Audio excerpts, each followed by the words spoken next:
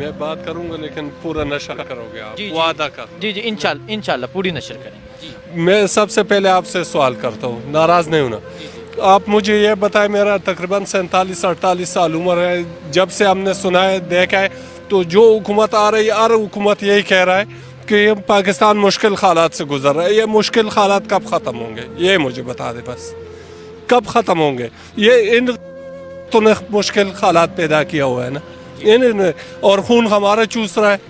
महंगाई हमारे ऊपर, 1 किलो घी का 630 रुपए का मिल रहा है हमें, एक दिहाड़ी हमारा लगता है 800 रुपए।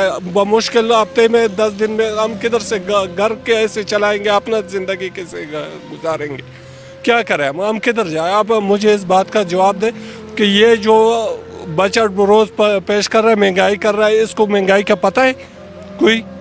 कि जो लीडर गर्मी और सर्दी को कड़की से देखता है, तो उसको गर्मी और सर्दी का क्या पता चलता है? भूख और प्यास को सिर्फ किताबों में पढ़ा है, तो उसको क्या पता है कि क्या? शहबाज शरीफ कहता है मैं कपड़े बेचूंगा, तो ऐसी बात पे कि उसका कपड़े कौन लेगा?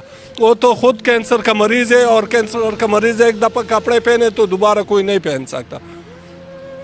अच्छा मुझे बताएं, जैसा कि घी की कीमत में 200 रुपये इजाफा हुआ, पेट्रोल की कीमत में 60 रुपये इजाफा हो गया, हर चीज़ महंगी हो गई।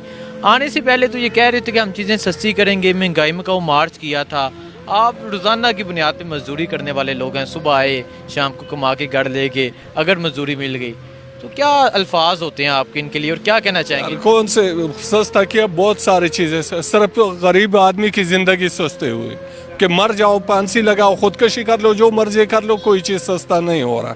अगर ये कहता है कि पाकिस्तान हमारा मुल्क है, हमारे घर जैसा है, तो जिसके भी, आपका भी घर है, सबका घर है, घर के ऊपर कोई कर्जा होता है और उसका कोई कारखाना चल रहा है, वो बर्दाश्त करता है, तो ये अपने कारखाने असासे बेच के ये कर्जा उतार देना। मजदूरों पे, आवाम पे क्यों ये सारा बोझ डाल रहा है? और इनके जो हालात हैं, इनकी आंखों में जो आंसू हैं,